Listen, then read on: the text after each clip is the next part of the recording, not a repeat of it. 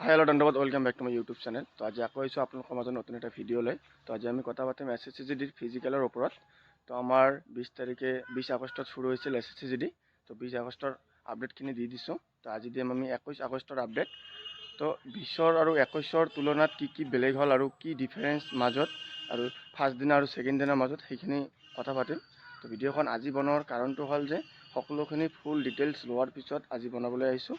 কাৰণ হয়তো যোৱাকালি বনালে মানে 21 আগষ্টত বনালে সকলোখিনি ফুল ডিটেইলছ পাব নোৱাৰোঁ, সেইকাৰণে আজি 22 আগষ্টত 21 আগষ্টৰ আপডেট দি আছোঁ। তো যদি আমি 20 আগষ্টৰ তুলনাত 21 আগষ্ট চাবলৈ যাওঁ তেনেহ'লে কেণ্ডিডেটৰ অলপ পেজেণ্টটো বেছি হৈছে। মানে 20 আগষ্টত যদি 800-900 পেজেণ্ট হৈছিল, আমাৰ 21 আগষ্টত মানে 900, 1000, 1100 এনেকুৱা পেজেণ্ট হৈছিল। মানে পেজেণ্টৰ সংখ্যাটো অলপ বেছি। আৰু ডকুমেণ্টৰ কথা ক'বলৈ গ'লে ছেমেই হয়, আধাৰ কাৰ্ড, এডমিট, তাৰপিছত এনেক্সাৰ 9 আৰু ফটো 5 কপি। তো এইখিনি হ'ল ডকুমেণ্ট আৰু বেলেগ ডকুমেণ্ট নালাগে। আৰু তাৰপিছত যদি আমি ৰোডৰ ৰানিঙৰ কথা ক'বলৈ যাওঁ, ৰানিংটো ছেমেই হৈ আছে। নৰ্মেলৰ কথা ক'বলৈ গ'লে ৰানিং ছেমেই, 4 পাকটো নহয়, দুবাৰ, এবাৰ যাব লাগে, এবাৰ আহিব লাগে, এবাৰ যাব লাগে, এবাৰ আহিব লাগে, দুপাক বুলি ক'ব পাৰোঁ আৰু 4 লেপ বুলি ক'ব পাৰোঁ। তো যি নহওক ৰানিংটো ছেমেই আৰু ডকুমেণ্টো ছেম। আৰু যদি আমি প্ৰচেছৰ কথা ক'বলৈ যাওঁ, তো হাইট টেষ্টৰ প্ৰচেছটো অলপ হাৰ্ড হৈয়ে আছে, চান্স দি আছে। তো যদি কাৰোবাক অলপ হাইটৰ কাৰণে ওলাই দিয়ে তেনেহ'লে অলপ কিবা কিবি ক'ব অফিচাৰজনক যে মই বেলেগ ভৰ্তি দিছোঁ, 165 হৈছে, মই যোৱাবাৰ দিছোঁ, কিবা দিছোঁ, মানে অলপ হেৰি কৰিব, তোমালোকক অলপ আকৌ চান্স দিব। এপ্লিকেশ্যন এখন লিখিব দিয়ে, তুমি এপ্লিকেশ্যন লিখি চিঅ'ক দিলে চিঅ'ই আকৌ ৰিকুৱেষ্ট কৰিলে চিঅ'ক আকৌ তোমাক চান্স দিব, আকৌ এবাৰ মাপিব। যদি তোমাৰ হাইট অৰিজিনেলি থাকে তেনেহ'লে তুমি পাই যাবা। এনেকৈয়ে বহুতো পাইছে যোৱাকালি। তো হাইটত ওলাই দিয়াৰ পিছতো 2-এজন পাইছে। তো 2-এজন পোৱা মানে বহুত বুলিয়ে ক'ব পাৰোঁ। যদি আমি 20জনৰ ভিতৰত এজনো পায় এপ্লিকেশ্যন দিয়াৰ পিছত, তথাপিও ভালে, এজনৰ কপালটো বহুত ভাল হৈ যাব। সেইকাৰণে যদি কাৰোবাক ওলাই দিয়ে অলপ আপিল কৰিবা। তো এইটো হ'ল। আৰু আমি যদি 20 তাৰিখৰ তুলনাত যদি আমি 21 তাৰিখ চাবলৈ যাওঁ 9 মাইলত, তেনেহ'লে আমাৰ প্ৰচেছৰ কথা ক'বলৈ গ'লে ফাৰ্ষ্ট ৰানিং হ'ল, ৰানিঙৰ পিছত হাইট টেষ্ট মাপাৰ পিছত আমাৰ সকলোখিনিকে একলগত বহাই ৰাখিছিল। মানে পাছ কৰাখিনি বেলেগকৈ বহাই ৰাখিছিল, ফেইল কৰাখিনি বেলেগ, মানে কাৰোবাক ওলাব দিয়া নাই। আৰু ৰাতি 12টা-1টা বজাতহে 20 তাৰিখ ওলাব দিছে। মানে একদম পূৰা একদম ৰাতিপুৱা 12টাৰ মানে 19 তাৰিখৰ 11টা-12টাৰ পৰা লাইনত থিয় দিছিল, একদম 20 তাৰিখে 12টা-1টাত ওলাই দিছিল ৰাত্ৰি। বহুত এটা কষ্ট হৈ গৈছিল আৰু ভিতৰত বোলে হাল্লা হৈছিল অলপ, ইমান টাইম বহি ৰখাৰ কাৰণে কেণ্ডিডেটখিনি অলপ হাল্লা কৰিছিল যে আমি ভোক লাগিছে, ইমান কষ্ট কৰি আছোঁ, মানে ভোকত থাকিব পৰা নাই, সেইকাৰণে অলপ হাল্লা হৈছে। সেইখিনিতো বাদ দিয়া। তো তাৰপিছত আমি কালিৰ কথা ক'বলৈ গ'লে 21 তাৰিখ, কালি অলপ প্ৰচেছটো ফাষ্ট হৈছে। কালি যিটো ফাৰ্ষ্ট গ্ৰুপ হৈছে, ফাৰ্ষ্ট গ্ৰুপটো আমাৰ মোটামুটি 5টা-6টা বজাত ওলাই দিছে আৰু মোটামুটি 8টা-9টাৰ ভিতৰত সকলোকে ওলাই দিছে। তো কালি অলপ ফাষ্ট হৈছে। তো আজি কি হয়, আজিৰ আপডেট এতিয়াও অহা নাই। তো আজিৰ আপডেট অলপ আগতে অলপ পালোঁ। আজি আমাৰ ফিল্ডৰে এজন মোৰ ফ্ৰেণ্ড গৈছে। তো তেওঁ এতিয়াও ছেকেণ্ড গ্ৰুপত পৰিছে, ফাৰ্ষ্ট গ্ৰুপ ৰানিং হৈ আছে যেতিয়া মই খবৰ লৈছোঁ। তো এতিয়াও হৈয়ে আছে।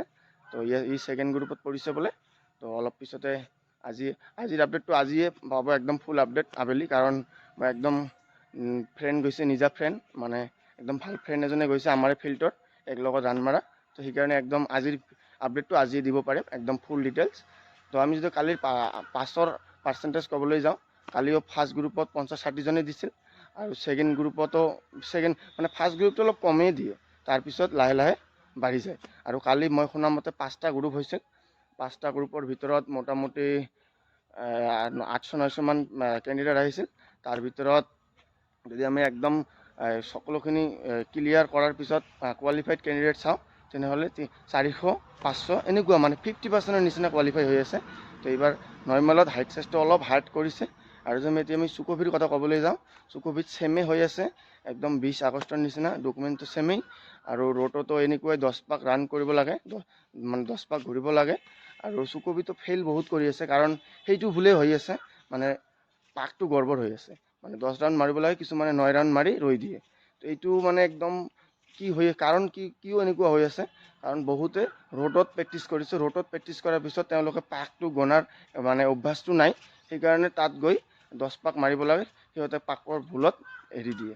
তো সেইটো এতিয়া যেই তাৰিখে আছে, তুমি এদিন হ'লেও ফিল্ডত মাৰা, ফিল্ডত পাকটো একদম হেৰি কৰা, সেইকাৰণে মানে প্ৰেক্টিছ কৰি লোৱা, মানে পাক গণাটো প্ৰেক্টিছ কৰি লোৱা। আৰু মই এইটো এটা চলিউশ্যন দিবলৈ বিচাৰিছোঁ আপোনালোকক, চুকবিত যদি কাৰোবাৰ আছে তেনেহ'লে কি কৰিবা, যদি মানে যেতিয়া ৰানিং ষ্টাৰ্ট হ'ব তুমি একো নগণিবা, মানে ৰানিংটো কৰি দিবা। যেতিয়া 1 পাক হ'ব তেতিয়াই তুমি 1 বুলি ক'বা, আৰু এনেকেই নক'বা যে 1 মাৰিলোঁ আৰু 9 বাকী আছে, সেইটো কথা নক'বা যে 1 হ'লতো একেই। যেতিয়া 2 একদম আহিবা, একদম চেঞ্চাছৰ তলেদি সোমাবা, তেতিয়াহে ক'বা যে 2 হ'ল। কাৰণ যদি তুমি 2 হোৱাৰ পিছত আৰু 8 বাকী আছে, এনেকৈ হৈ গ'ল আৰু বাকী আছে, এনেকৈ মাজত খেলি মেলি হ'লে তুমি পাহৰি যাবা।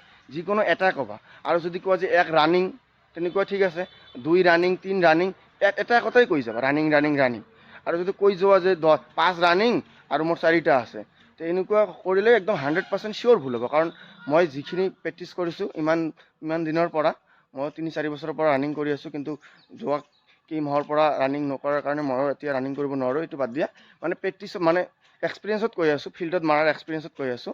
আমাৰো ডেইলি মাৰোঁ, তথাপিও যদি এইখিনি কথা মনত নাথাকে যে 10 পাক মাৰাৰ পিছত আকৌ 6 পাক আছে, আমি 16 পাক মাৰোঁ ডেইলি। তো সেইটো কথা, মানে যিটো ক'বা এটাই ক'বা, তেতিয়া ভুল নহ'ব। আৰু চুকবিত হাইট চেষ্টত এইখিনি অলপ বেছি দিলে, মানে অলপ বেছিকৈ চাই, কম হ'লে আৰু চান্স দিয়ে। তো তাত বেলেগ প্ৰব্লেম নাই, তাত অলপ খালি ৰানিঙৰে অলপ হাৰ্ড হৈ আছে। আৰু আমাৰ 9 মাইলৰ তুলনাত মানে ডিমাপুৰত অলপ গৰমটো বেছি পৰিছে, সেইকাৰণে তাত অলপ ফেইলৰ সংখ্যাটো বেছি। পাৰ্চেণ্টেজ চাবলৈ গ'লে যদি আমাৰ এবাৰ কম্পিটিশ্যন কমাই দিয়ে, তেনেহ'লে ডিমাপুৰে আমাক কমাই দিব। কিন্তু সেইটো মই নাচাওঁ যে কোনোবাই ফেইল কৰক, সকলোৱে একদম ভালকৈ যি জান লগাই দিয়া, ফিজিকেল ক্লিয়াৰ কৰক। তেতিয়া কথা হ'ল, মই কথা এটা ক'বলৈ বিচাৰিছোঁ, আপোনালোকে বেয়া নাপাব। ডেইলি মানে ইউটিউবত আপডেট চাই লাভ নাই। এতিয়া আপোনাৰ কেই তাৰিখ আছে সেইটো চোৱা, আৰু ফিজিকেল দি অহাৰ পিছত পাছ কৰিলে তেতিয়া আপডেট চোৱা, তেতিয়া তুমি কম্পিটিশ্যনটো নিজে গম পাবা। কিন্তু যদি তোমাৰ ফিজিকেল কালি আছে, পৰহি আছে, মানে আছে আৰু পিছত, তেনেহ'লে ডেইলি আপডেট চাই লাভ নাই। যিমানে আপডেট চাবা সিমানে ভয় লাগিব, আৰু মানুহৰ ভিতৰত ভয়টো বহুত মেটাৰ কৰে। ভয় লাগিলে তুমি যদি ভয় খোৱা, তেনেহ'লে তোমাৰ টাইমিংটো বেছি লাগিব। তাত গৈ ভয় নাখাবা, মানে যোনে যি নকয় কিয় তুমি ভয় নাখাবা, কাৰণ ভয়টো বহুত বেয়া বস্তু হয়। সেইকাৰণে তুমি একদম নিৰ্ভয়ে ফিজিকেল দিবলৈ যোৱা। আৰু এইটো কিছুমান কথা আছে যে কেণ্ডিডেটে বহুত মিছা কথাও কয়। মানে কেনেকুৱা, ধৰি লোৱা কিছুমানে যদি ফেইল কৰিছে, ধৰি লোৱা কিছুমানে এজন ফেইল কৰিছে, তেওঁক যদি সোধা তোমাৰ ঘৰত কিমানত আহিছে আৰু ইয়াত ফেইল কৰিলা, তেওঁ ক'ব পাৰে যে মই ঘৰত 20ত মাৰিছোঁ, 21ত মাৰিছোঁ, 22ত মাৰিছোঁ, ইয়াত মই 2 ছেকেণ্ডৰ কাৰণে ফেইল কৰিলোঁ।